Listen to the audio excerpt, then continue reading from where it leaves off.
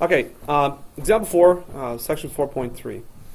So this is permutation problems with conditions or with certain restrictions. Okay, so when we're talking about arrangements, there's specific orders that things have to go in, and so we're going to explore this. I'm just going to erase maybe some of this work here so we can come at it fresh.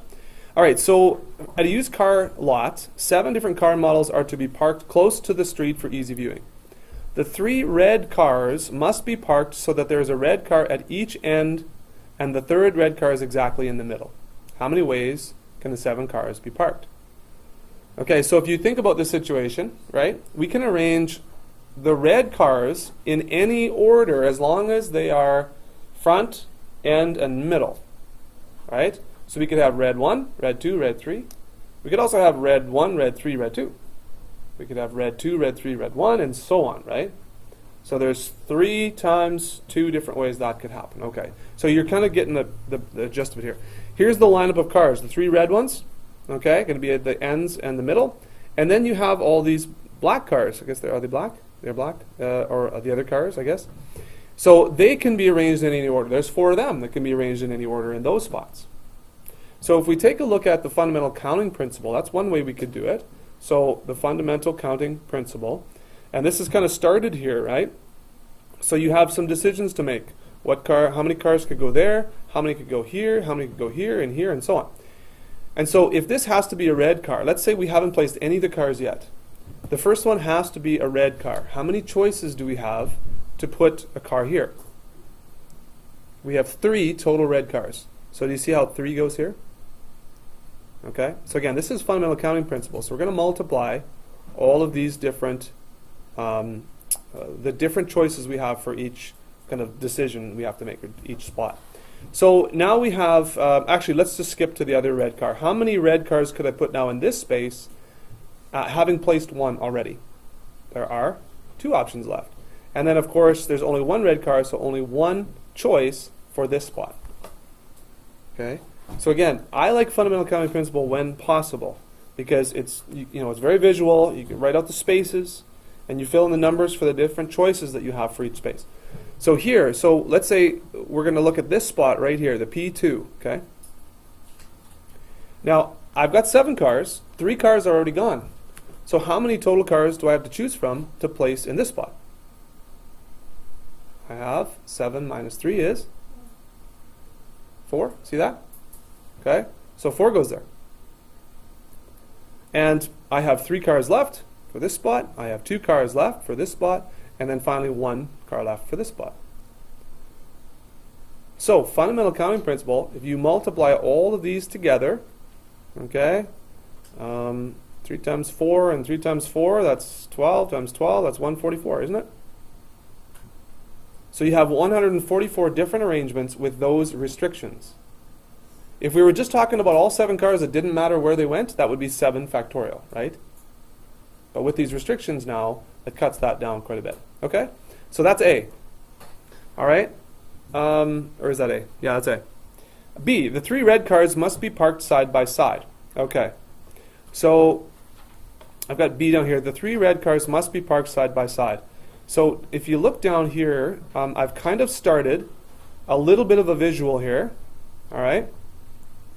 Here's one option where we have 3 red cars parked side by side, and they're at the front of the line. Let's say this is the front of the line. So this one's pretty easy to figure out how many different ways we could do this, right? We have 3 red cars, and I want to pick 3 of them at a time.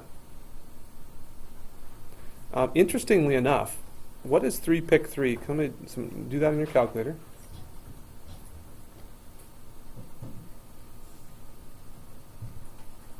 Three pick 3 is 6. That's the same as 3 factorial. Okay, same as 3 factorial. 3 pick 3. Now that's for this grouping right here. That's the different ways we could arrange that. 6 different ways. Guess what? I have 4 cars to arrange in this grouping, and so that's 4 pick 4. The same as 4 factorial.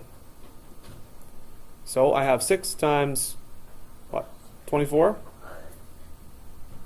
That's 44? 6 times 24 is 144. Okay? Is that right? Good? Now, look at this second drawing here. Okay? I could move this group of red cars. I could move it from the front position to the sort of second position.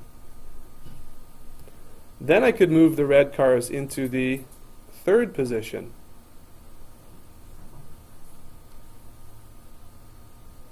Everyone see that?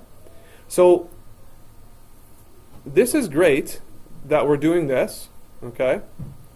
And but the one thing we have to consider is that those three cars, they have to be grouped together, but they can be at the front, at the back, in the middle, second, third, fifth, whatever, in whatever position. So how many spots are there going to be for these three groups to be in? Here's 1, 2, here's 3, right? And then there's 4. And then I guess there's maybe one more. They could go at the other end. So there's 5 different spots that these guys could go. So guess what? The answer is 3, pick 3, times 4, pick 4, times 5. I'm going to make sure I got this right here.